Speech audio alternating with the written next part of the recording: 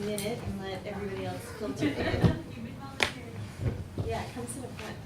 Don't leave me lonely. Should we wait a minute and just a minute?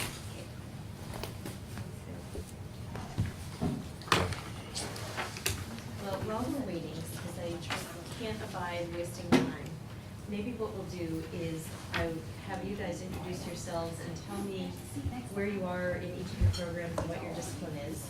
And then when everybody kind of filters in, I'll do the intro to me, and that will take our time, use our time efficiently. So we can start here. I'm David Hesselmeyer. I'm a first-year medical student. I'm doing a research fellowship at Summit of TSC. And what is the subject of what's your research question? I'm looking at the feasibility of adding a number of different pediatric epilepsies to newborn screening panel. My name is Oren Belden. I'm a first-year medical student. I'm also a summer fellow, and I'm working in the Precision Medicine Institute looking at specific prostate cancer mutation. I'm Orad. I'm also a first-year medical student doing the CTSC summer fellowship, and I'm using Bayesian statistics to look at the false negative rate in target sequencing. In target sequencing? Yeah. Hi, my name's Alex Stranahan. I'm a fourth-year PhD student at Weill Cornell. I'm doing my research in collaboration with Sloan Kettering, trying to improve ways to treat leukemia. My name is Kate Dickman. I'm an instructor in medicine, and my research question is looking at resistance and susceptibility to tuberculosis. Hey, I'm Shashi Kapadia. I'm a fellow in infectious disease and in public health and preventive medicine, and I'm working on treatment economics in HIV and hepatitis C. My name is Jenny Vallis. I'm a neurologist doing a fellowship in neurorehabilitation, and my area of research interest is in brain stimulation for stroke rehab. Do you know Joe Giussino? No. That's Spalding? No, sorry. Well, I work with him, and he does a deep brain stimulation that they have here. They've been doing it for years and years on minimally conscious patients. You might have known him. I don't know, but we do monitor. Yeah, so I remember your grant. Hi. I'm Matt. I'm a postdoc at Sloan Kettering, and I study the microbiome and tuberculosis. Hey, my name is Mohammed Avila. I'm a research fellow. I'm doing postdoc training, studying the radiation response and organoids, tumor organoids. I'm Adam Tallenfeld. I'm an interventional radiology assistant professor at Weill Cornell, and I'm in the master's program. My research is focusing on population data set analysis for minimally invasive solid organ cancer therapy, specifically renal and hepatocellular cancer. Hi, my name is Jim Kim, assistant professor in the Department of Surgery. My research is in biomarkers in solid organ transplant. All right, so I'm Amy Markowitz, and I am the writing and editorial consultant and support person for RK person at our CTSI, as we call it. And, got the rest of the crowd here. Why don't you guys have a seat? Everybody's just introduced themselves, and I'll have the three of you also introduce yourself and then finish introducing myself.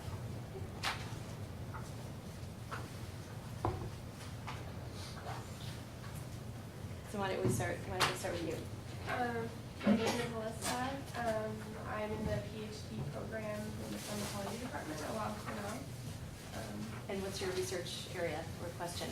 I study metastatic breast cancer stem cells, novel therapies for that to target them. I'm Rebecca Melvin. I'm at the Sloan Kettering and an instructor there. And my research question is use of statins for response modification in pediatric and adolescent cancer survivors. My name is Lisa. I'm one of the instructors in infectious diseases. My research interest is looking for biomarkers for TB. And finally?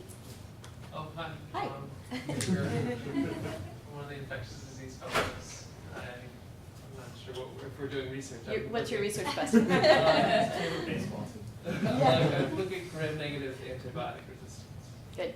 Now, it's nice to put names and faces for those of you who had grants that I looked at, and also just to sort of get a sense of where everybody is in their careers, because I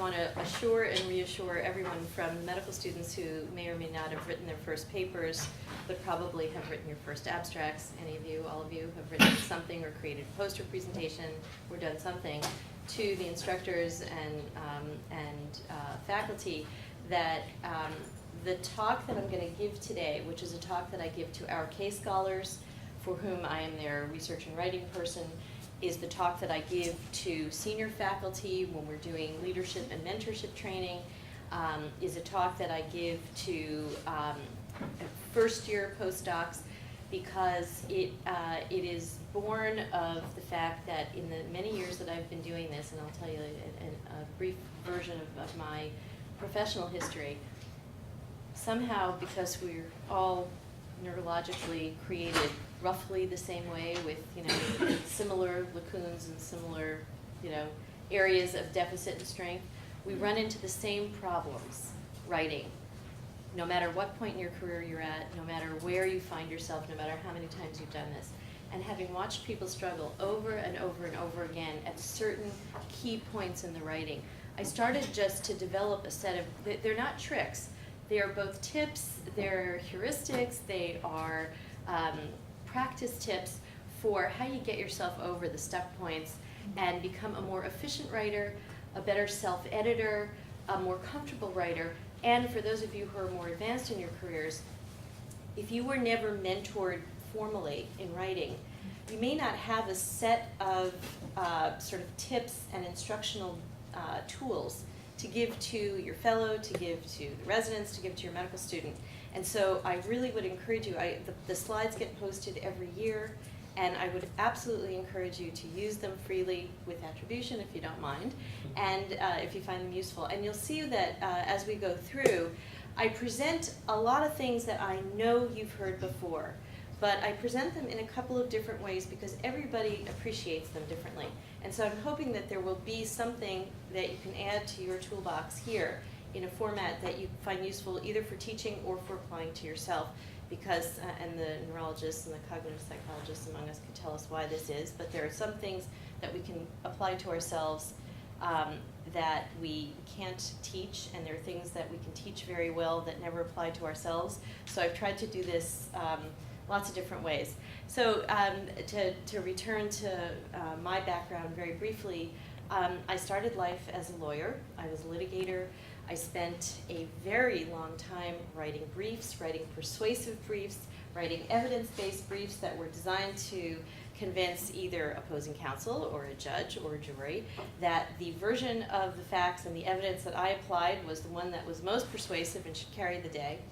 And then when my children, who are now 25 and 23, were not quite 5 and not quite 3, I had a gigantic babysitter crisis that anybody who wants to buy me a martini, I can still cry over.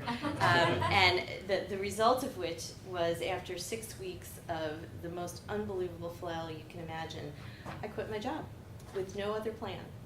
And I had always done editorial work, for friends and family members who were in medicine. Like, would you take a look at this paper? Could you just read it? You're a layperson. Can you just see if it makes sense? And decided that this would be a way to actually repurpose my life. This was in 1996, and email, unbelievable but true, was brand new. And so I started emailing all of our friends who were junior faculty all over the country, saying, that draft of that manuscript that you are now down the food chain, 7 journals, and have not managed to get submitted yet or accepted yet, how about if I take a run at editing it? And I started to have some success with friends and family, and that kind of spread further. And the next thing that happened was a group of my colleagues at UCSF, or now colleagues at UCSF, got a grant from the Robert Wood Johnson Foundation to do a series in JAMA that was going to be a case-based series, good morning, on palliative care. And this was going to be the first series in a major medical journal that dealt with the subject matter of palliative care. And they called me up and said, would you be our managing editor? We have no idea what that is, but it sounds like something we could probably use. And I said, sure, because they were a superb group of human beings and clinicians. And the series, much to our surprise, ran for 9 years. And in the 9 years, my job was to, we would pick a subject within palliative care that was processes of care, different disease processes, different populations. So we ended up writing from pediatric to death at the end of life rather than death at the beginning of life, across every disease, transplant, sort of everything you could think of. And in that time, my job was to interview the patients and their caregivers and their docs. And using that substrate, we would choose whoever was writing the most innovatively on that subject matter in the country and ask them to write how would you do this? How do you do this better? What's the palliative care approach to this kind of patient? And having worked then with JAMA, we had an editor who was our dedicated editor at JAMA. It taught me an awful lot about editing. When that series, while that series was going on, another group at UCSF asked me to join them in a series that they worked on for the Annals that was on quality of medicine and medical error. And we used the same kind of format, a case-based format, where it was my job to both interview all the patients and the caregivers, and then edit the manuscripts that came from whoever the expert discussant was. And then finally, when the palliative care series ended, we kind of transitioned with some of the same team and a group of geriatricians to do a series called Care at the Close of Life, which was, Care of the Aging Patient, which was a geriatrics-focused series. So over this long period of time, I got to both edit some of the most senior and skilled writers that you may know. If you PubMed them, they have about a zillion publications each.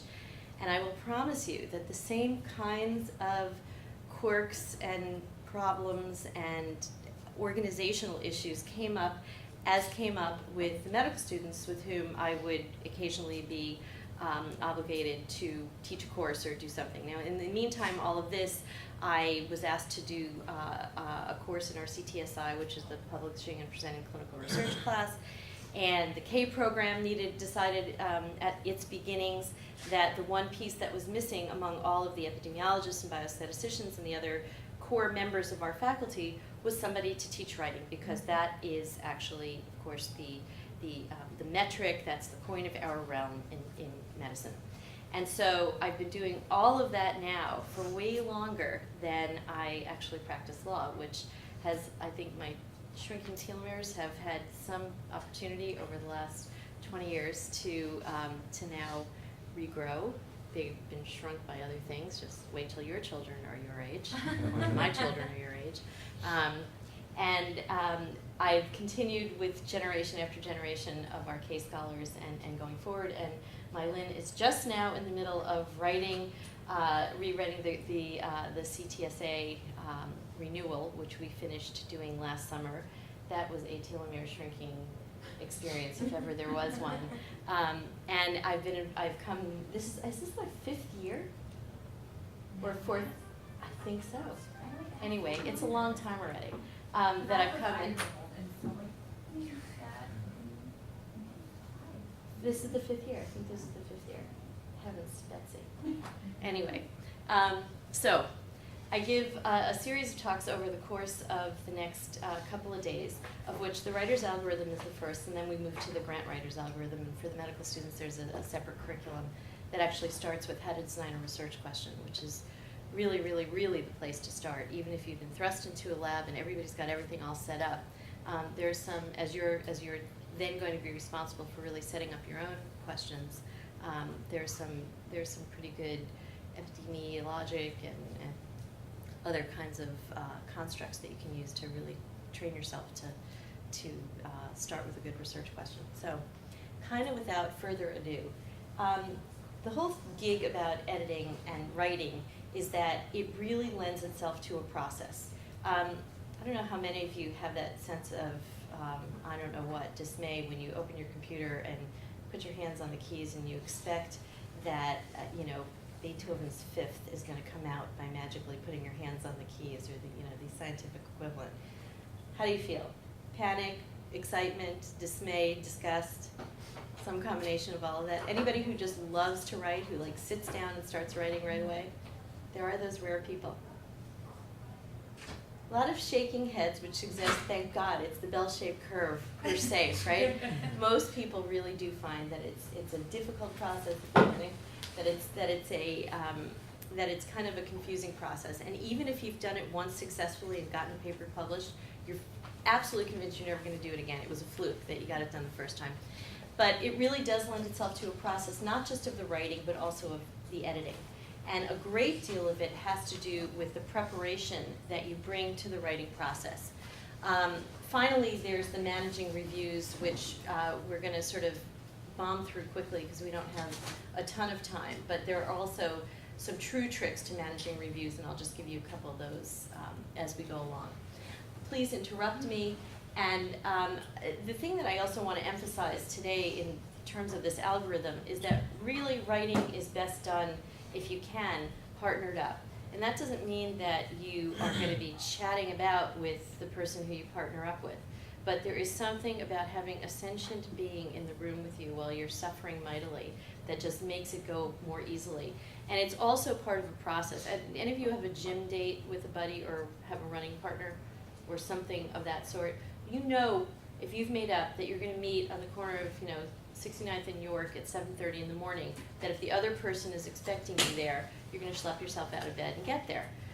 It's kind of the same thing with writing. If you have somebody who you know you are going to be in that study room in the library with, you actually show up, and it means that the procrastination and the prevention and it sort of is an anxiolytic. It's it's an analgesic. There's something about having another person there that's very helpful.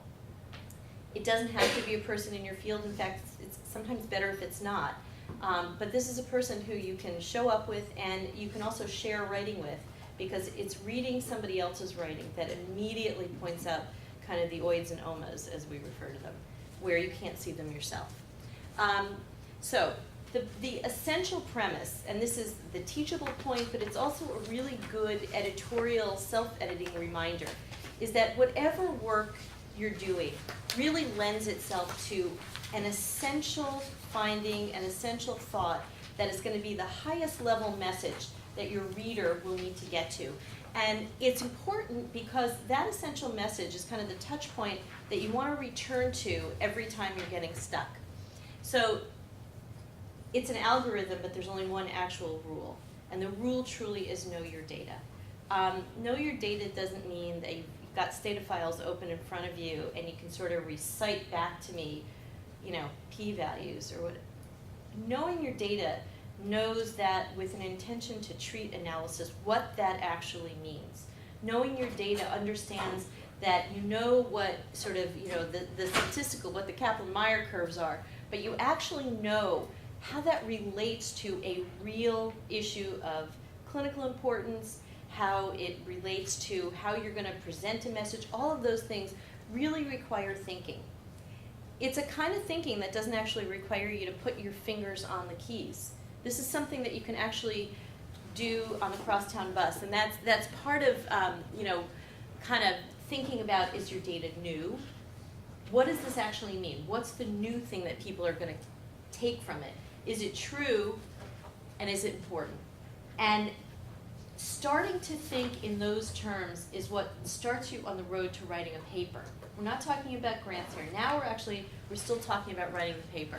So there are a bunch of thought questions that you want to start asking yourself about your data. And the first question is, who cares? And I don't mean that as who cares. What I mean it as, who actually deeply cares about the answer to this question? Have you answered a clinical question that was really kind of literature in disarray? What's the journal that the audience that you are most interested in likely picks up, and where have you published before? And all of this by way of saying that if you start the writing process without having thought about which journal you're aiming for, you're doing yourself a great disservice. So anybody think of a couple of reasons why you'd want to know which journal you're aiming for, even before you start writing? Your audience is kind of Right. journal dependent. Go for something very specific to an epidemiological journal versus like the NEJM, which is very, general audience. It's general audience, but it also has to be a matter of extraordinary, generalizable, important global interest to go to New England Journal, to go to JAMA, to go to BMJ, to go to Lancet, or equivalent, right? I think it's also that each journal has its own set of rules, Exactly. word limits and all. It also kind of had set of rules as to what kind of papers it would accept or review. So going through that list helps you kind of decide which way you want to head. That's exactly right. It is a completely pragmatic decision, because if you know you're writing a 4,000 word piece, it sets you up very differently than if you're going to write a research letter, which is 1,500 words, typically carries no more than 1 or 2 graphic materials, a table and a figure, and 9 references, right? That is a very, very different process. And so to set yourself up before you start with at least some constructs in mind. Also, the thing about the instructions for authors are going to have, we like our tables done in this kind of format. We want our figures in Excel. No, we want them in PowerPoint. That weekend that you have to spend converting your PowerPoint figures to Excel, that is time you ain't ever getting back. So it is a very practical, pragmatic reason to just check your journal first, right? So when you choose a journal, the couple of good strategies, obviously, to ask ask whoever's writing with you, think about where you've gone before, and a very useful, do you guys know Jane? Have you seen or used Jane before? So Jane is the journal author named estimator, and don't even bother writing it down, so you have all the slides and everything for you. Jane allows you to do series of both logic, Boolean, and other kind of searches for using everything from your own abstract. You could just dump your entire abstract if you've got it. If this is a paper that's coming from an abstract that you've delivered at a conference, you can dump the entire abstract into their text box. You can use the names of the first authors of the first 2 papers that are cited in your field in that area and see where they have published. You can use titles, you can use keywords, you can use mesh terms. So there are a zillion different ways that you can set up a search, and then it will generate a list of articles that, with a nice sort of bar chart, tells you what they think the likelihood is of articles like yours having appeared in that journal. And the thing that's really interesting about this is that everybody has their home journals, the ones that they're very, very familiar with. If you're in oncology, you know which journals you like. If you're in, OB-GYNs, you look to the green journal first, and then, sort of go. Well, everybody is, or mostly should be, doing some sort of cross-disciplinary research these days. And so there are a lot of choices to be made between whether you're in an onc journal or an epi journal, whether you're in a rheum journal or a something else journal, an endocrine journal, right? So this is a good way to kind of educate yourself as to the other journals in the field that might actually be relevant to this paper. So I just encourage you to take a look at it and fool around with it and see if it works for you.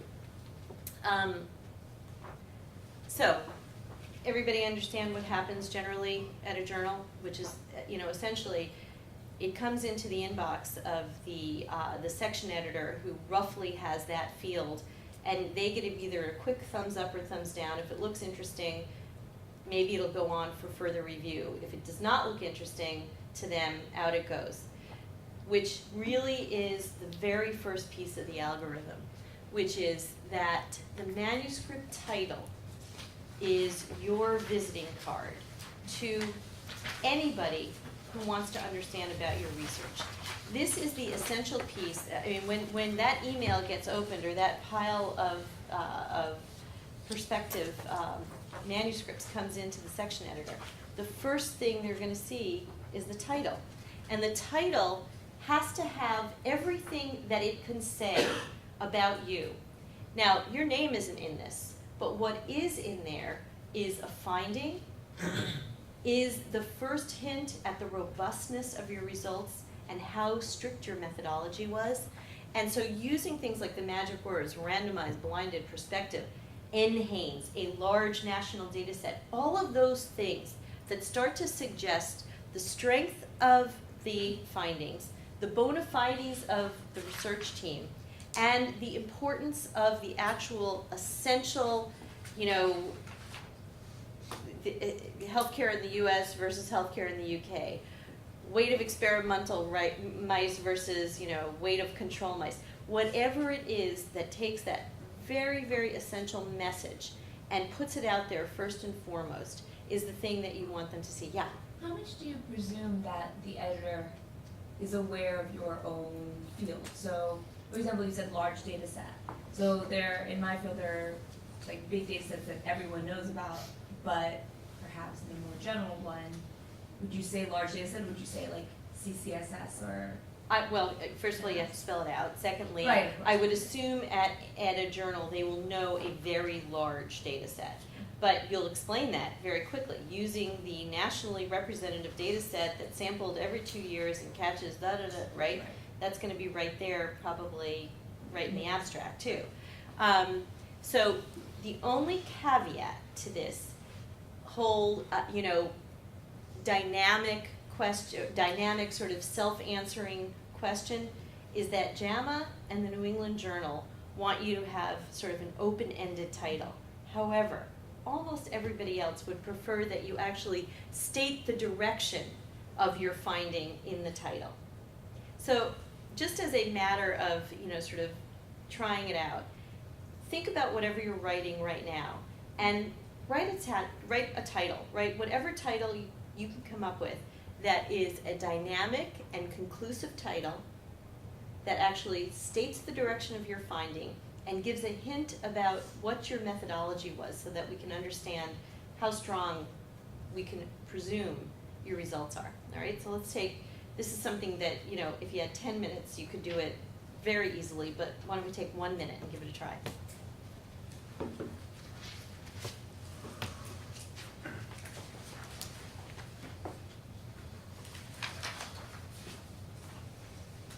Another 10 seconds and wrap up the title.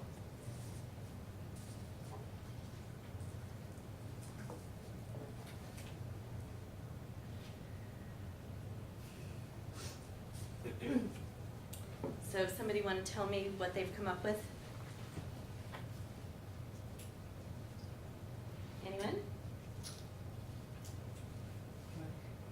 Survival benefits with IL-2 and anti-PSMA antibody in metastatic prostate cancer patients, a pilot study. So did you write a grant to get this? Do you know, well, somebody must have written a grant. Can you guess what aim 1 of that grant might have been?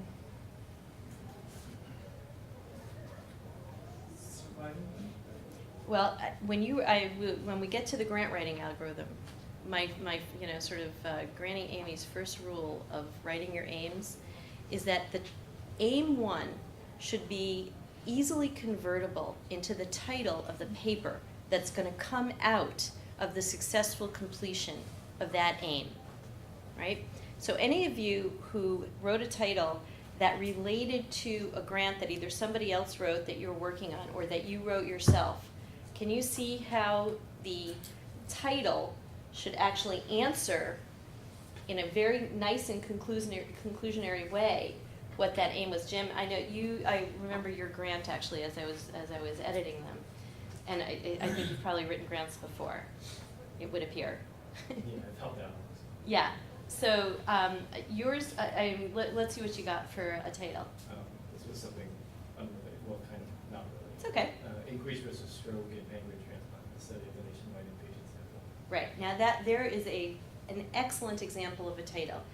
Using NIS, right, the National Inpatient Sample, that tells the editor immediately, this is a huge data set, it's well characterized, it's been well validated, we know all the metrics of it, we really can rely on this. So if he's done his analysis right, that gives us a very strong sense of security that his finding is actually going to be robust and hold up.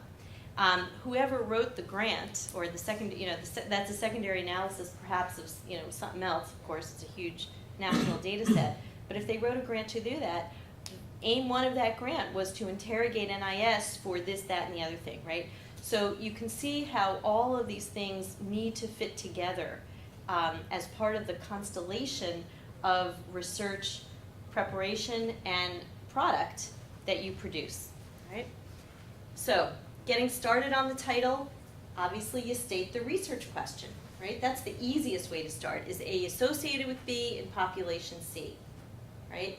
If you're stuck and you can't get any further, fill in, the unknowns, A, B, and C, and at least it gets you something on your page that gets you started. So this actually is, you'll see in a few minutes, this is a real case that had to do with an intervention on whether Tai Chi actually did help, did reduce risk of falls in an older population of women. So how do you improve a boring title? Add an interesting design feature, a randomized trial, a national sample, all of those kinds of things. And then how do you polish it?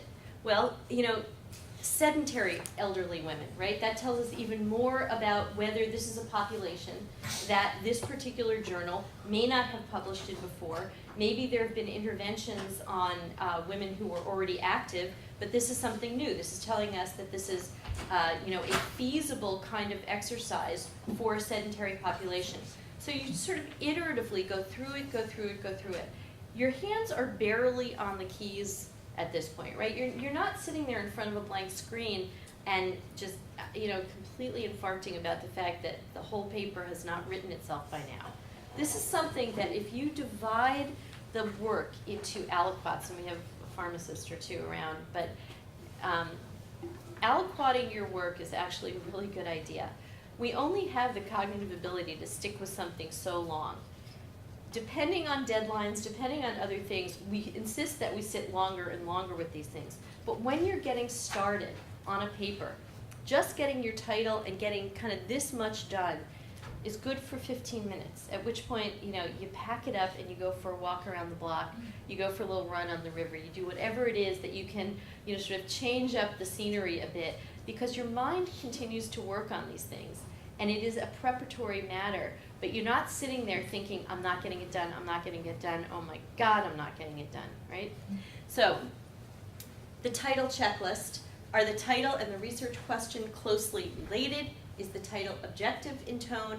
Are special features of the study mentioned? You already all know this, but the next time you have to teach your medical students, or as medical students, the next time when you're a second year student, you're teaching a first year student, you have a really quick sort of heuristic to go back to. The four basic parts of an abstract or a paper, these are all things, again, that you have heard since, maybe even since college, if you took a scientific writing class. But these sort of why and how do you show it, and what's the implication piece, all can be broken down further as you create an outline to continue writing the paper. And this is really, really where this whole idea of beginning before the beginning starts with ruminating about the paper title and really setting yourself a schedule. So for those of you who are junior faculty who started maybe last year, I don't know, anybody who's just finishing their first year on the faculty or an instructor? One, okay. So did you get a contract from Weill Cornell? Okay. If you turn that contract over and you put lemon juice on it and you wave it over a candle, invisible writing will come up that says, "Thou shalt publish." I'm almost guaranteeing that it doesn't say that specifically anywhere in the body of the contract, but you know that it's there. Of course, that is what the metric is that shows that you are a completer of the work that you promised to do. There's all your clinical work, there's everything else that you have to do, but you are required in this field to be a completer. That is how you get grants. That's how you get grants renewed, by showing that your productivity is worth paying for. Do you have your clinical schedule in your calendar? I'm sure you use, if you use Outlook, you use whatever, right? Faculty meetings, precept, you probably precept, one afternoon a week, something like that. You have your writing time blocked in? I tried to put my block aside. Okay, we have somebody on the right side of the bell-shaped curve. Yay, there's always a couple. Anybody else do that routinely, actually fill in blocks of writing time? probably have research time, right? The time that you are either recruiting patients if you're in a clinical study, the time that you've signed up to use the PCR machine and you got to be there and hit the on button at the time that is your slot. But very few people actually take the time, despite the fact that you are expected to produce results in the same way that you are expected to show up to clinic and all of those other things for your writing time. And particularly at this point in your careers where I'm imagining a lot of you have young families or in new relationships, I get emails at 3 o'clock in the morning with documents, with drafts attached, because that is the only quiet time that anybody has. It is not the most effective time to write for most people. There is the oddball that, really is a person who can survive on 3 hours of sleep and is very productive and creative at that time. Not most of us. And so if you don't do yourself the real justice of putting time in your schedule where you can, whether it is, working in a library, working in Starbucks, working in some quiet place where nobody knows you, but you can sort of hide yourself away, you're really doing yourself a disservice. So I'd really urge you to try to find time. And it doesn't have to be in 6-hour blocks. Find half-hour tasks. This goes back to the aliquoting.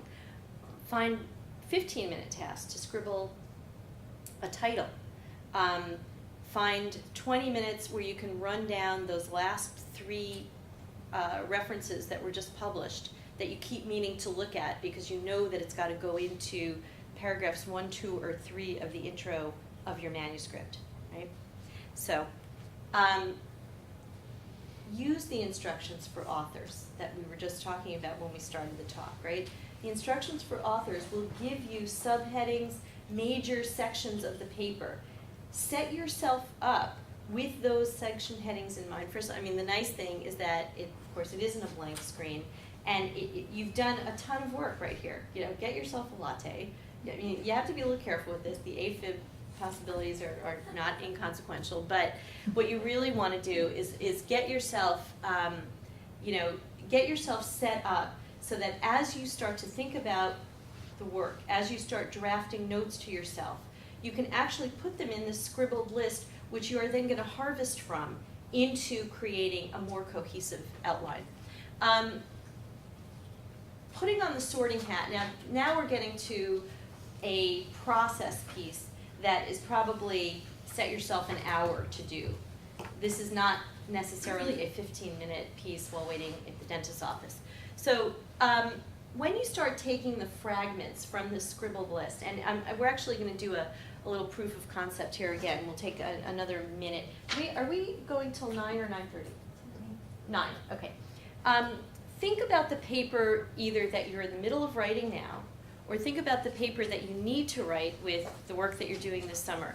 And just kind of free associate what those couple of things are that are bothering you, irritating you, intriguing you about the paper. And come up with, 1 or 2 or 3 things. Just take a minute.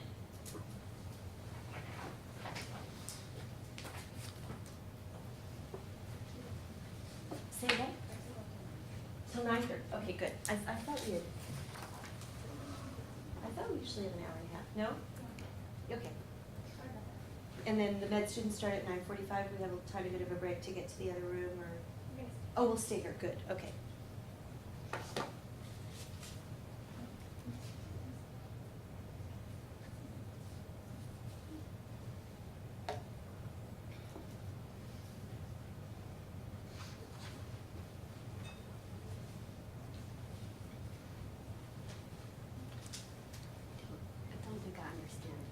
So the prompt is just think about the work that, whatever research you're in the midst of. Yeah.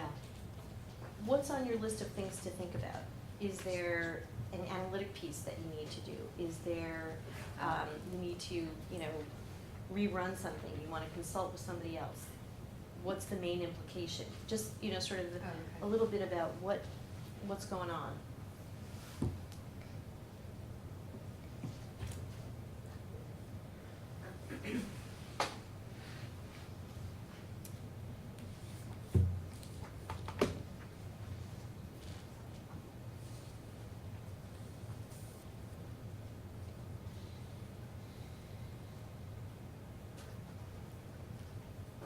about 15 seconds to finish up, whatever the last thought is.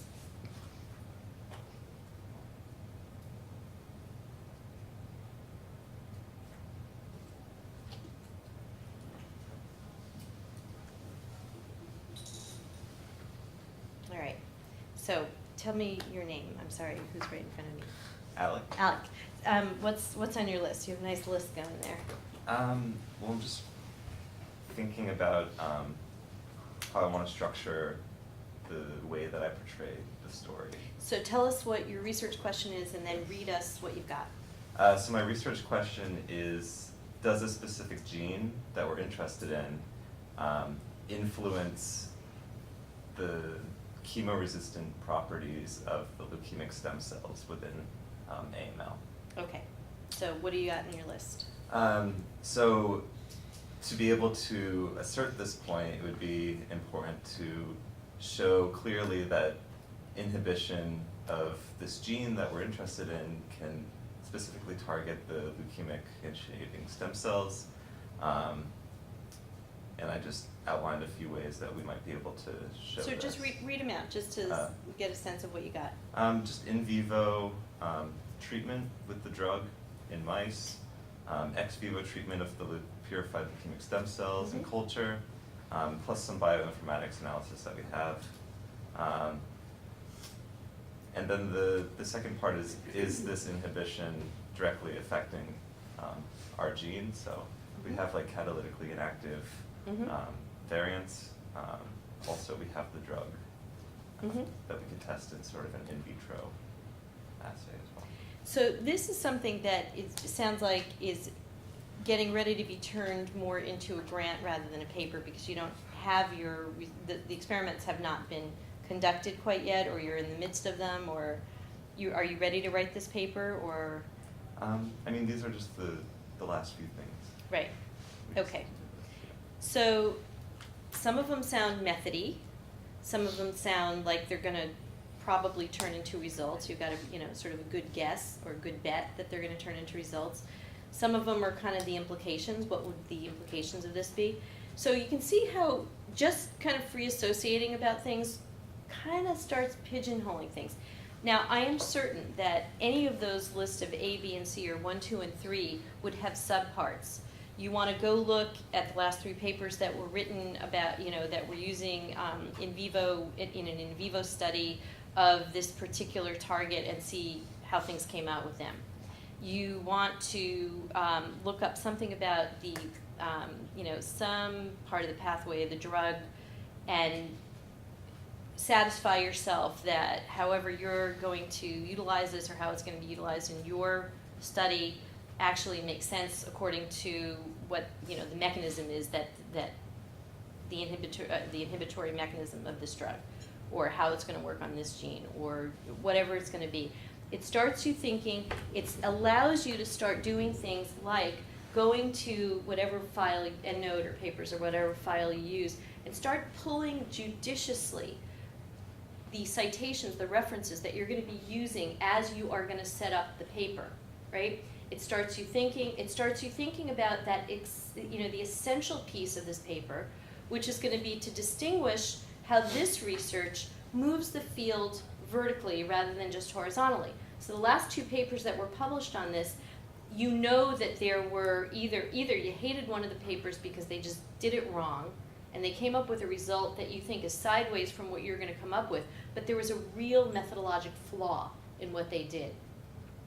Or they did it right, but they didn't have the same knockout mouse that you did, or you're actually going to be using human tissue samples that are so much better characterized than what they use, that this paper is worth publishing, even though you think you're going to come up with a confirmatory result, but your methodology is so much more robust, your ends are so much wider, higher, that this paper is really worth publishing. So let's see where they published their paper.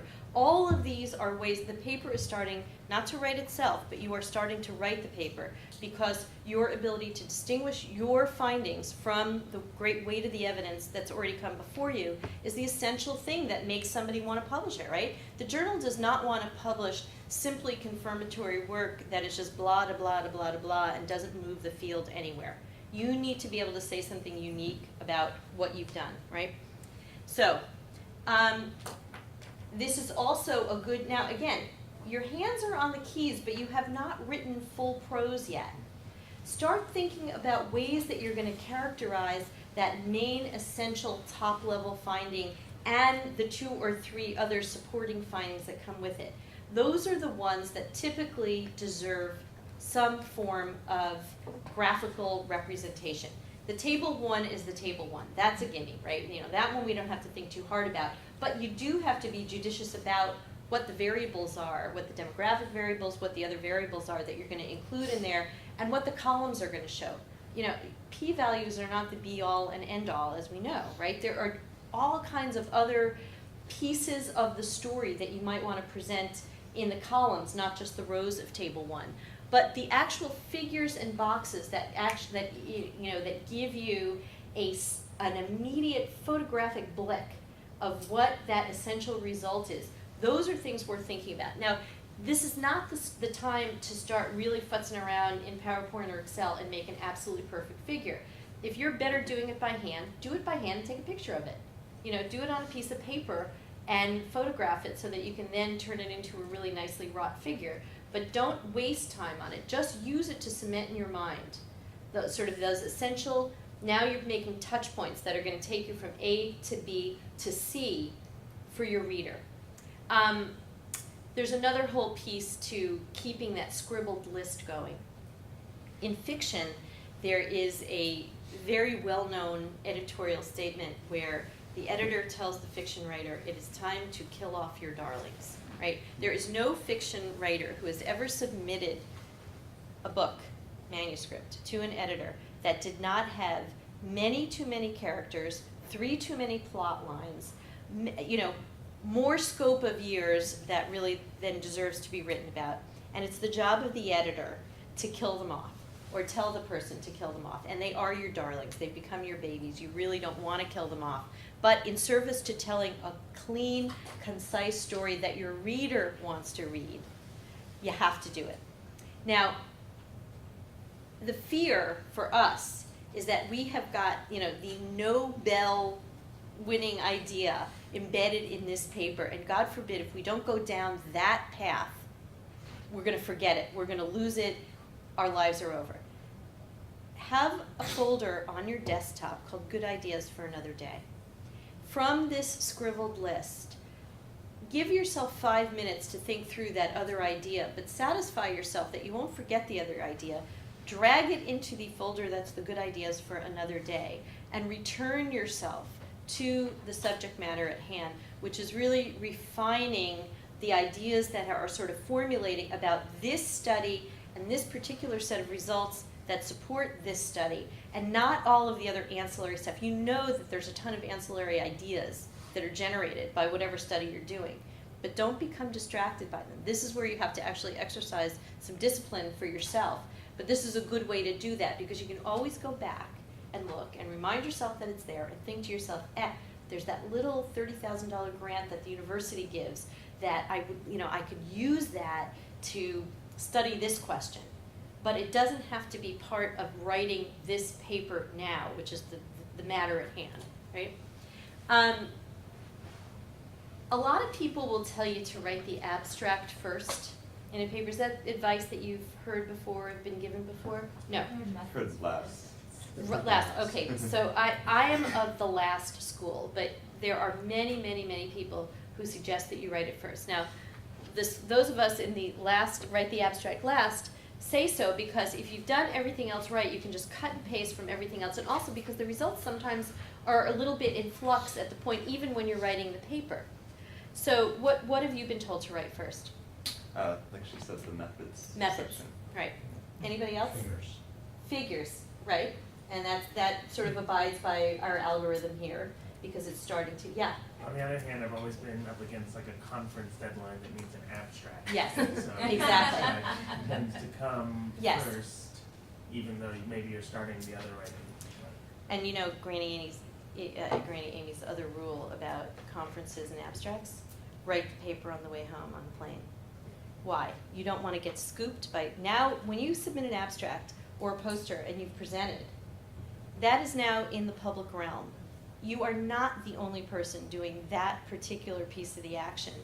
And it's not that somebody is going to steal your results, although in the rare case that does happen, sadly. It's more that you don't want to get scooped because somebody else who's doing a similar line of research has gotten their paper a little bit further and they get it into Cell before you do, and then you just want to kill yourself. So once you've been, there is no reason not to write the paper on the way home, okay? Promise me. So my theory about this is once you've actually got the figures, and which means that you have really started to cement that is the essential finding. Once you've got at least a working title, write the intro, because the intro really serves as the arc of the whole paper reduced to 3 or 4 paragraphs. Now, I like to say, you know, your promise to the reader in 3 or 4 paragraphs. Depending on the subject matter, you might need an intro that's a little longer. If it's describing a very complex pathway, you really might have to put a little bit more detail in than you would ordinarily in any old clinical trial. But putting yourself on a diet of 3 to 4 paragraphs is actually a very good writing rule of good writing practice. And it's required, basically, within the intro to go through and describe it. You know, the first content of the intro is what you know, what's the background? What is the reason that you wanted to do this study in the first place? And that really describes sort of what the gap in the knowledge is, what the state of the relevant literature is, and why your findings will be important and relevant to the field. So you're really kind of setting up why this is compelling. And the way I like to describe this is when, assuming your manuscript that got thrown over the transom of the section editor at your journal of choice reads this, they get the manuscript title, and they see who you are, and then maybe they read through the abstract very quickly, but maybe what they're going to do is actually take a look at the intro. You need to convince them in the first 2 paragraphs that what kept you up at night, even if they didn't know enough about it to keep them up at night, had they known, they would have been kept up at night, right? So what you're doing is you're resolving that inherent tension for them that this is a significant problem that you have actually figured out a piece of or figured out the whole thing. And that has to come through in the intro. Finally, the closing paragraph or paragraphs of the intro should have some kind of a roadmap, because this is another part of, you know, why as cognates we're set up this way. But if you tell someone they're going to find something, then they find it. So set them up with a hypothesis, if this is a hypothesis-driven paper or study. A little bit about the design and the sample so they know exactly who we're talking about again, and a little bit about the methodology. Again, this is establishing your bona fides as an excellent researcher whose results can be trusted, right? So after reading the introduction, and this is a great place to stop and have your writing buddy read through and be able to tell you, even in lay words, why you did the study and how it advances the state of the literature, the state of the evidence. So, improving the intro. Big picture, not a surfeit of detail. Now here's another, tell me your name again. Jessica. So, the whole reason to go to a journal to start, they know how much detail their readership needs in your particular part of the action, right? So, guide yourself by those first couple of papers that you are clearly going to cite within the intro as to this is where the state of the field is up to this point, and here's where we're taking it further. Those papers, which were published perhaps in that journal, right, because that would be a good first choice for your paper, will give you a good sense of how much detail you need. Now, there's another really good reason, if you're going to JAMA, to look at the last 2 papers in JAMA that were cited. Who do you think they're going to go to for reviewers? The last people that they published, right? So you want to diplomatically cite those papers, but then describe why this is a superior method, why you've taken it further. Any questions, any thoughts about this, or anybody have kind of a different experience or have been taught something different? Because this is all, you are all ends of one as far as I'm concerned. Each of your processes is going to have to be the one that works for you. but I'm hoping that you can utilize, you know, pieces and parts of this. So if anybody has been given advice that really works for them, please share it with all of us, because somebody will be helped by it. I don't know if anybody thinks to start with the intro. Oh, yeah, the last thing, avoiding jargon and acronyms. Acronyms are unavoidable in medicine. We know that. There are just too many very long names to repeat them all the time, and it becomes easier to write, to read once you've got the acronym established. But in the intro, really avoid that sort of inside baseball jargon and too many acronyms. Spell out acronyms at the first use. Sometimes you spell them out in the abstract, spell them out in the intro, and only then use the acronym when you know, sort of get down further into the paper. You need to educate your reader a couple of times so that it sticks. There is nothing more annoying than the alphabet soup of like in an abstract. If you just, all you see are numbers and letters, why would anybody want to accept this abstract? It's just too difficult to you know, to work your way through. So, shorten the intro. Now, again, this is the self-editing piece. Go through, it's only 3 paragraphs or 4 paragraphs. You can stand this, I swear. Read it out loud. Listen for repetitive stuff that you can either highlight, and I'm a big, big fan of using the highlight function in Word. Those of you who submitted grants saw that one of my little tricks is you take the checklist, which are the reviewer criteria for each of the sections of the grant, and you give each of them a different highlighted color. And then you go back through that section. Do I have pink? Do I have green? Do I have yellow? Do I have gray, right? You can kind of do the same thing in the intro. Go through, and any place where you have 3 pinks, you probably can get rid of 1 or 2 of them, right? Because you don't want to waste the space. You don't want to waste the real estate and not give them the yellow and the green that are also the parts of the required elements of the intro. I completely agree with those of you who have been taught also that, you know, writing the easy parts first are generally the methods and the results, although I would actually give you a little bit of an argument about results. Results are tricky. They seem obvious, but the ordering of them, the articulation of them, that's the heart of the whole thing. And it's not easy, but it is more formulaic. So yes, methods and results are good bets to knock off. The methods are written in the past tense for what you did. And again, you don't get creative writing points for this. This is where you go back to your protocol and just cut and paste, and then turn it into more, you know, sort of linear prose. Good checklist for the methods. Again, teachable toolbox thing. What or who did you study? What did you do to them? How did you make your measurements? How did you compare? And then what were the statistical tests that actually showed those comparisons? And the rationale for why you chose those tests, right? So again, the design, you want to use the magic words wherever you can. Inclusion, exclusion criteria, and your controls, and your rationale for the controls. And I'll tell you kind of an interesting story about this. I'm among the zillions of things that I do in addition to the K program and you know, helping to write CTSA grants and all that kind of stuff.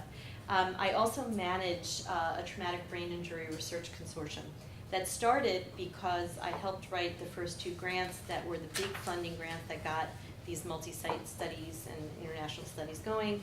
And the person who is the PI, the contact PI, although it's a multi-PI program, who was actually trained here at Weill Cornell, is an MD PhD named Jeff Manley, who's a traumatic brain injury expert, asked me if I would we were a victim of our own success, and the whole consortium grew up kind of topsy, and he asked me to come on and help him with strategic planning and doing regulatory work, so I become very knowledgeable about the FDA, God help us, and the DoD, also God help us.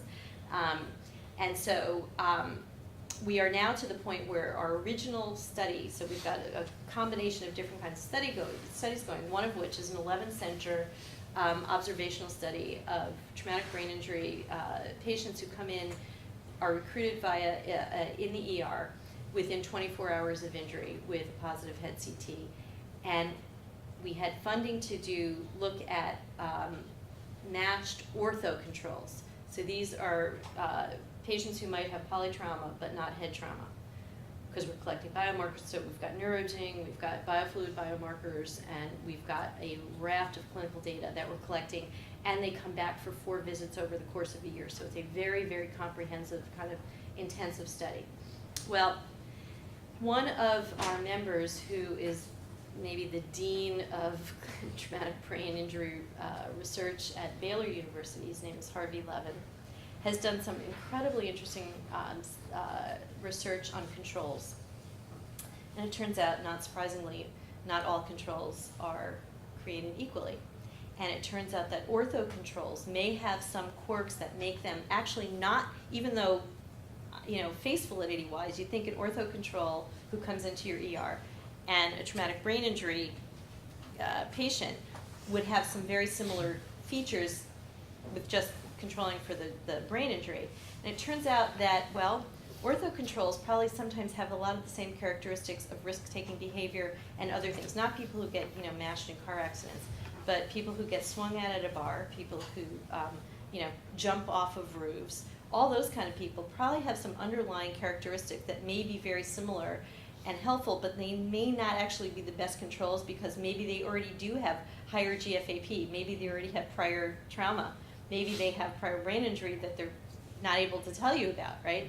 So we decided that we were going to get funding for birds of a feather kind of controls. So these are friends and family members that would also control for the same demographics as our incident patients with traumatic brain injury, but control for a bunch of other stuff that might be actually even more closely matched than our ortho controls in some ways. So these are all things you want to be thinking about.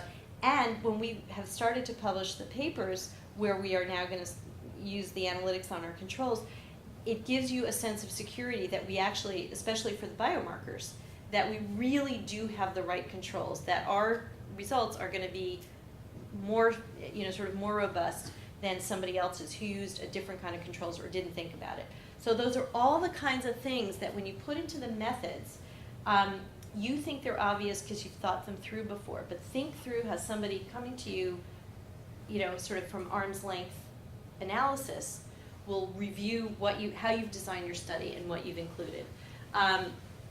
Make sure that the statistical plan has a rationale, because why? It's going to come back up again in the limitations, right?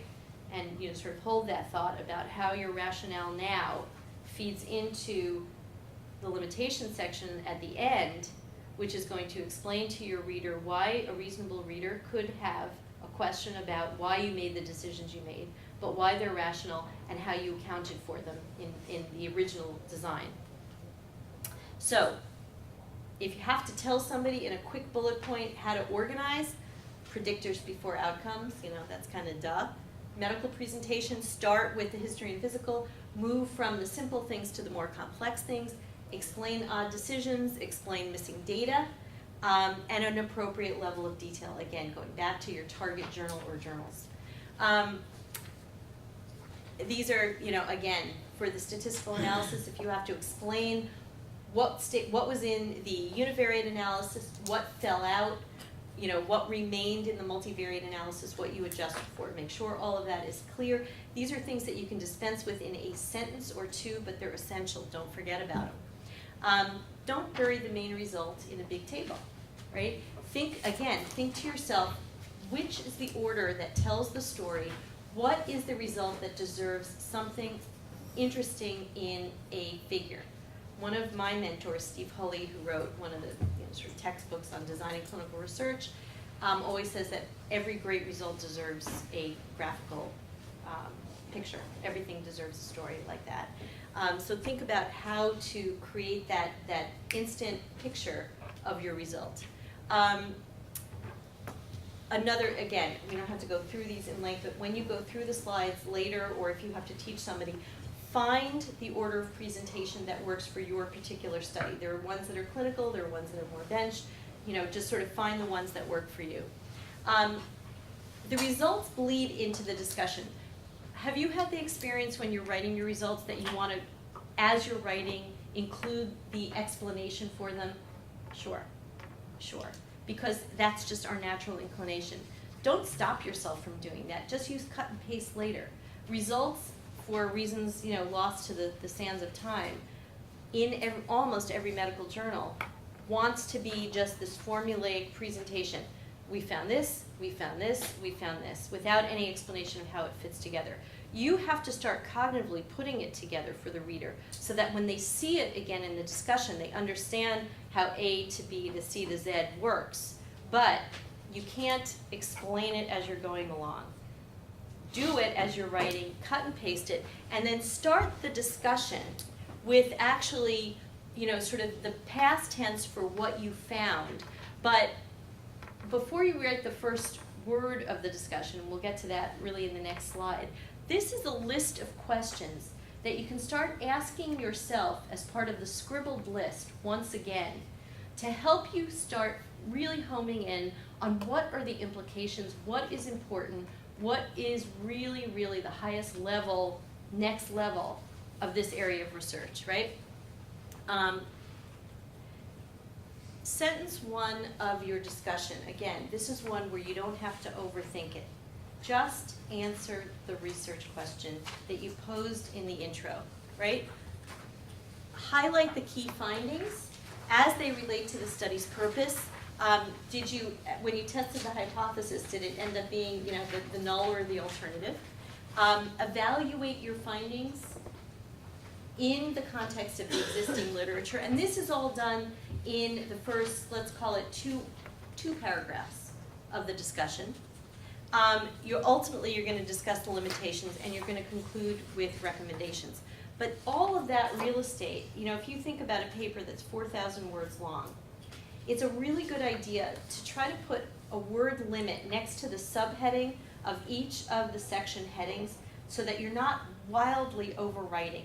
If you've written 4,000 words of your discussion, you're going to have to cut back at least, more than 2,000 words just to make sure that you've got enough in your methods, results, and intro, right?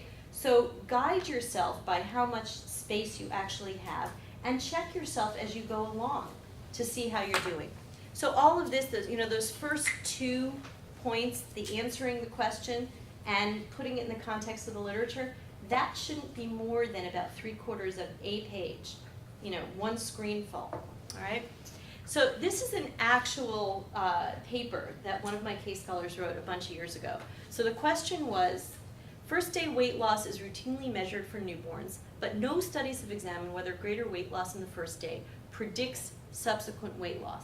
I mean, I'm going to tell you where this story is going for sort of ease of understanding. And this was really looking at when babies lose weight right away, moms very often are told, or in the olden days, were very often told to supplement with formula, even in the hospital, even before they started to lactate fully. And so it didn't give, because of the positive feedback loop of nursing and having milk come in the ordinary course, they would stop producing more milk, and that would set off this cascade of baby not getting enough, and then, telling them that the baby should be supplemented with formula. So this was a person who was a one-woman, you'll excuse the expression, juggernaut for making sure that everybody was breastfeeding as much as they could tolerate and for as long as they could. So they wanted to try to home in on women who were going to be dissuaded from breastfeeding because when the baby loses weight, you panic and you think, I want to do anything to feed this baby. But continuing to breastfeed doesn't necessarily, is not the first thing that you're thinking about. The answer to the question, which was the first sentence of the discussion, was our study reveals that newborn weight loss in the first 24 hours is a strong predictor of eventual weight loss during birth hospitalization. Okay, right? So they got that out of the way right away. It didn't take any creative writing to come up with that. Using the topic sentences that you started now in your scribbled list, now you're going to start, and this is directly from how I was taught to write briefs in law school. You set up the issue or the idea as your topic sentence, kind of right back to 4th grade in the United States. The body of the paragraph is going to be your analysis. What explains what that finding is? And then the concluding sentence is the one that transitions you to the next idea. whether it is a sort of subtopic of that same result, or whether it is the next in order logical presentation of a result, right? And you use that to string together one paragraph to the next. Again, you're not writing 5 pages all at once. You just have to write one paragraph at a time and satisfy yourself that you've set up the issue, that you've described the analysis, and that you've concluded with something that transitions you to the next idea. So helping yourself to do this, have this list of little segues, open on your desktop, which is these results are consistent with, right? So this is the paragraph where you're going to be talking about how your results fit into the existing literature. Or our results suggest that, some other mechanism is at play. We've uncovered another piece of the pathway that the literature to date was stuck at. But because of and this came directly from your grant, the fabulously innovative new methodology you have for, unlocking the key to that piece of the pathway, here's where it comes in the paper, right? We believe our findings do this, that, or the other. Why your results might differ from somebody else? Well, they had shite methodology, their loss to follow-up was 85%, and your retention rate was 90%. All the other things about why you are making a case on your own behalf that your results are robust. And now you get to the, maybe the good ideas for another day paper, or maybe the ones that really do belong in this one.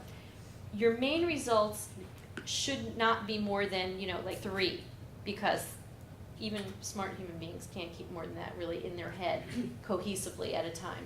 But you may have made some other very interesting side observations that are worth this paper. I'm going to encourage you to put them in, but as a self-editing process, or when you talk, if you're the first author, talk to your senior author about whether those actually deserve to stay in this paper, and you're going to be guided by length as well, right? Anticipate possible criticism. Okay, this is your limitation section. This is not the time, for a gigantic mea culpa for why you are not worthy. That is not what this is about. This is about taking that rationale that you set up when you designed the study and explaining to a very well-educated epidemiologist, statistician, some other reviewer who has a great deal of expertise, maybe even more than you, why you made the decision to leave out this variable in favor of that variable. Why in a time trial it was 6 months, not 9 months. Why, right? But you set it up with an explanation for the countervailing weight of why, despite this limitation, the results are still strong. So this is how they set up the limitation in this newborn weight loss. Our study has several important limitations. First, we examined inpatient weights only, since greater early weight loss could lengthen hospital stay, and since longer length of stay would capture weight nadir for more infants. Remember, they were trying to determine whether early weight loss was predictive of later weight loss. Our results could be biased toward a relationship between early weight loss and subsequent in-hospital weight nadir, right? Of course, the baby's staying longer, you're going to capture a lower weight. But in fact, their results, the longer the earlier weight loss actually was predictive of the sort of never mind. Anyway, they explained why it would not bias toward the longer the weight nadir, and why it was that they couldn't look at weights. You couldn't design a perfect study. You can't enroll 1 million patients when really all you've got is 75. But you explain why it is that you've made the decisions that you make. And the send-off shouldn't be a repetition. The send-off should not just say, and so we have shown that blah, blah, right? So here is how they set it up in this paper.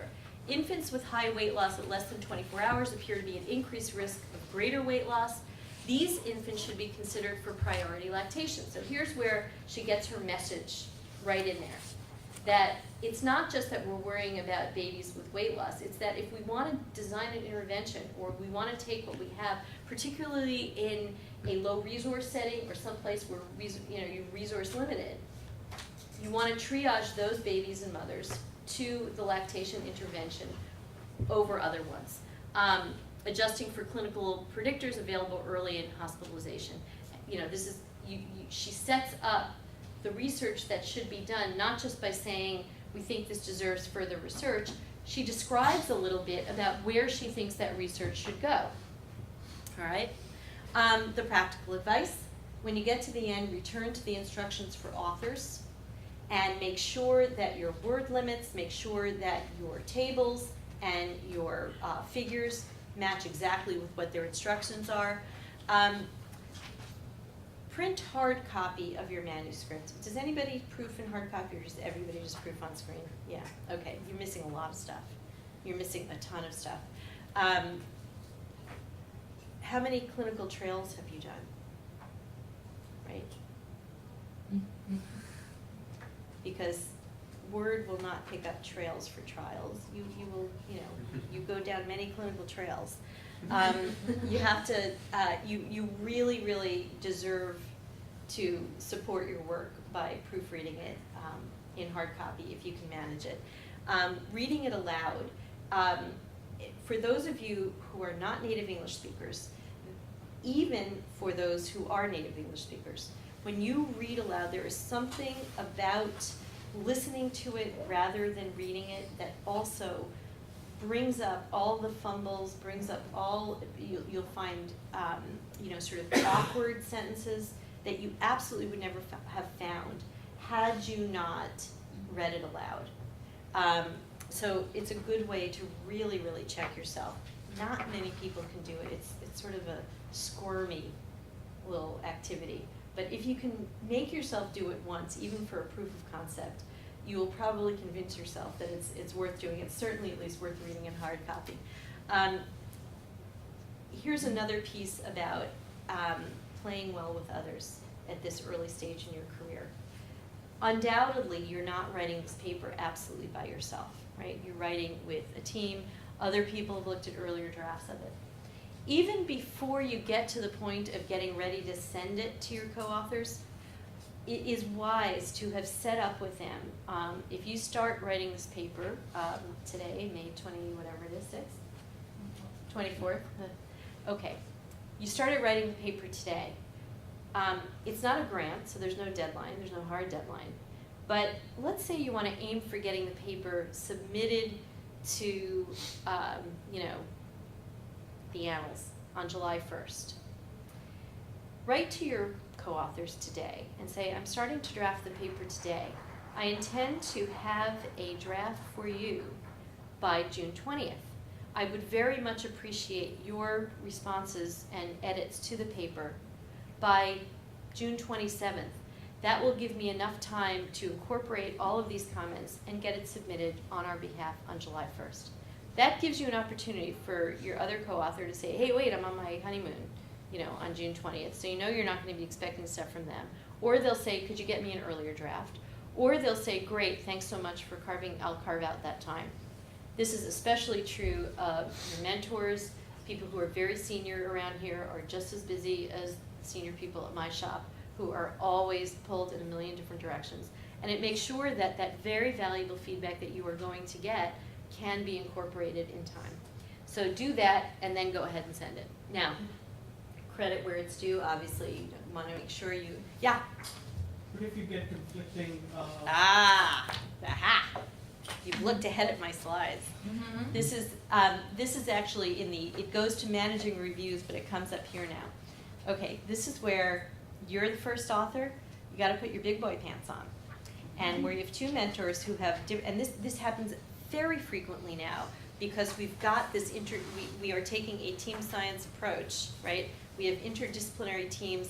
We have people who have very different theories about an underlying pathway, a mechanism, the scientific theory, whatever it is. You are going to have to make a decision in a conflict and use all of your best diplomatic skills to explain to the person whose advice you are not taking why it is that you believe that, at least for this paper, you want to try it this way. And you make a brief on your own behalf, either because the journal that you've published, that you're intending to publish in, has a couple of really strong papers that you think you're more in line with. ultimately, if they don't want to be on the paper because they disagree, well, that would be unfortunate. But you can't keep yourself in complete limbo. I mean, you cannot keep yourself in a state of paralysis where you're at risk for your results becoming stale, right? Your data becomes stale. Then nobody's going to want to publish it.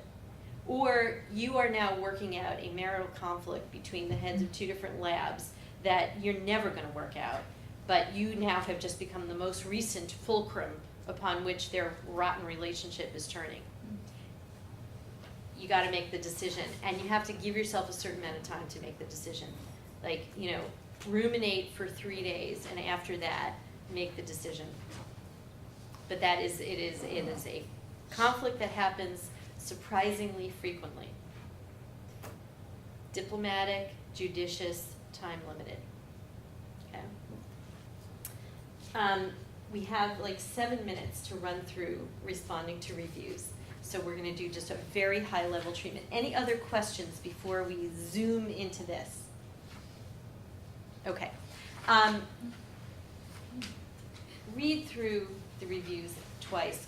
Close the computer and really give, I mean, this is basically the functional equivalent of opening your email when you see the heading that it's, you know, from the Journal of Cell Biology.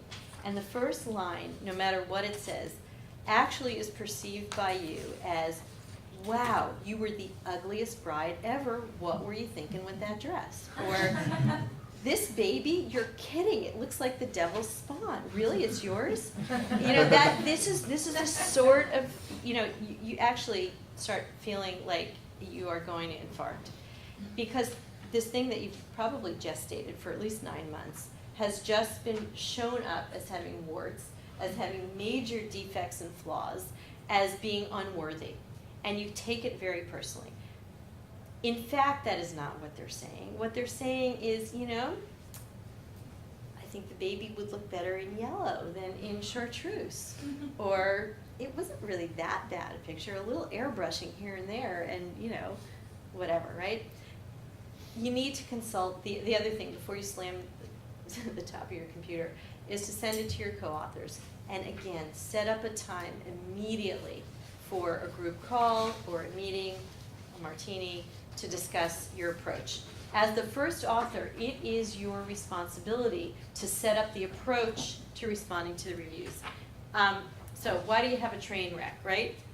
Back to like the third slide in the first part of the talk.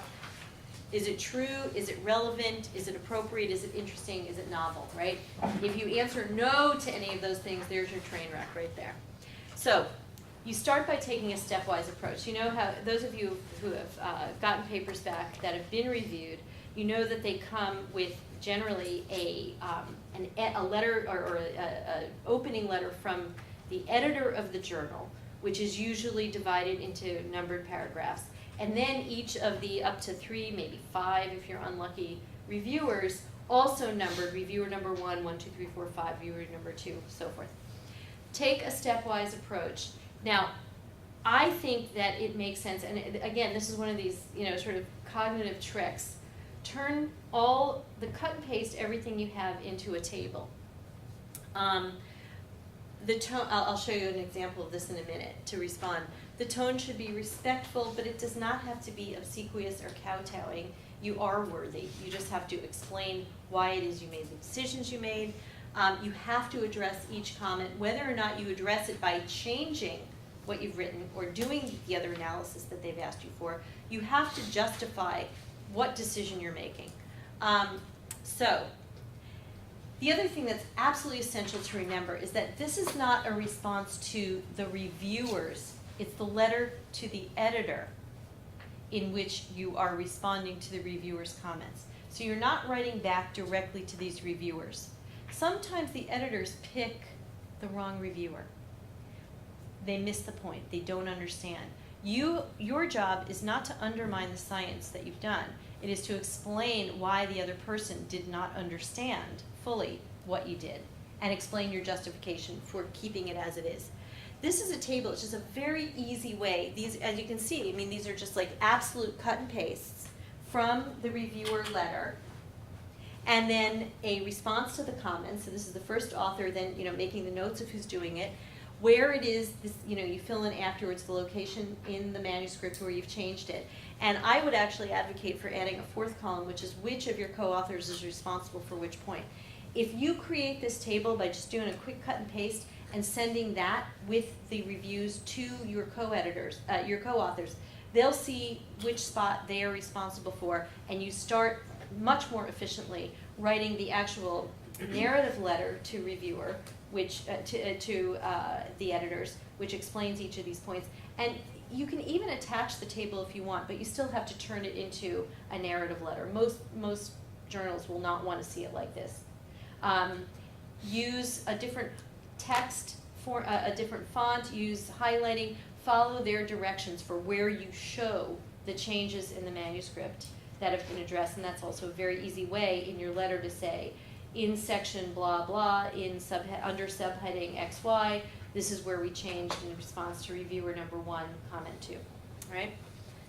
Here, so the tables have been changed to a single table. This is of the do the easy things. Do all of the easy things, even if you think they're stupid. Do the easy things. So what if they completely miss the point, right? So this is where you have to really decide what was their purpose in calling you out on this particular point. And it may be because they are surprised, the person who wrote the last paper, who you are turning on its head, right? So if you think they really have a bias, there is a way to suggest that they may be biased. But really the better thing is to actually go ahead and write a small brief on your own behalf as to why you are or are not making the change they requested, and cite the relevant literature for why you are not making the change, for instance, or cite why yes, we thank the reviewer for their insightful comment that we have changed the setup of the description of the blah blah blah by doing thus and so. Or we haven't, because thus and so literature suggests that our methodology is actually stronger than what they're suggesting we do. Right? So this is what I call the sleeves out of your vest. This is one where there's really no reason to change it, but it was a relatively easy change, so we did it. So some aspects of the results could be clear. Some of the presentation, such as those in Figure 3, don't make it clear how many patients were seen at each follow-up visit. That would make you think that there was no end of the follow-ups in the figure, right? I mean, if you just were reading this, they wrote back, we have attempted to make the results more clear, suggested we've changed Figure 3, so the numbers of patients at each follow-up are clearer. Okay, here's the original. It's a little blurry. I'm sorry, it didn't actually get wonderfully well copied. But if you see in the figure, they actually have the N of the follow-up right in here, right? Lower at second follow-up, N equals 6. I mean, it was all right there in the figure legend where it belonged, rather than cluttering up the figure. But he spent the weekend reformatting all of the figures and put the N's in a little box and all of this, right? So there's an example of doing something that, even though it is really annoying and a real waste of time, you do it because then the paper gets accepted with one less thing to fight about, right? So, what if they really miss the point, right? Well, you still have to explain and justify what you did. After you have done all of that, because you know that what they say is, do this, oh, and by the way, cut it by 500 words. Make all of your substantive changes first, and then go back and do the line edit where you're getting rid of words. Some easy things to look at or look for: reduce to a table or figure if you still have room for another table, something that's in the text, and then don't repeat it in the narrative text. Give your co-authors a last deadline, and then pull the trigger. That is everything I can tell you in 90 minutes about writing and working towards reviews. Looking forward to working with all of you later, both some of you one-on-one, a number of you in small groups, and then we'll do the same exercise for grant writing, which takes this to an even more insane level. Thank you so much for your attention. Amy, can you give me slides because some of the. Yes, Mylin and Sarita can tell you. distribute them, so don't worry about it. I'll email you. Thank you. And you're welcome to use them freely, please.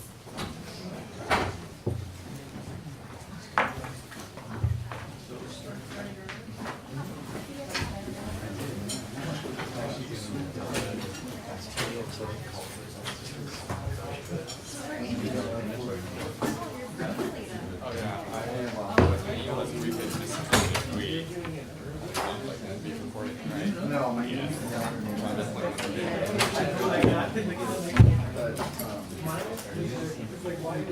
Call someone. It's only us, so the operator. As we said, but, I mean, you know, that's the next thing, class all day.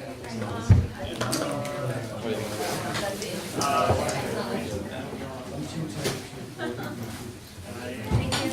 You're so welcome. Yeah. I don't. It's good because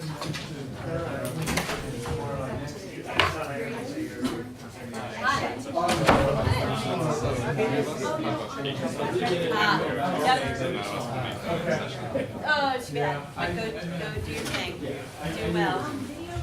Looking straight in the eye, be very respectful to the patient. Is the patient gonna be there? It's like a Or is class. it- oh,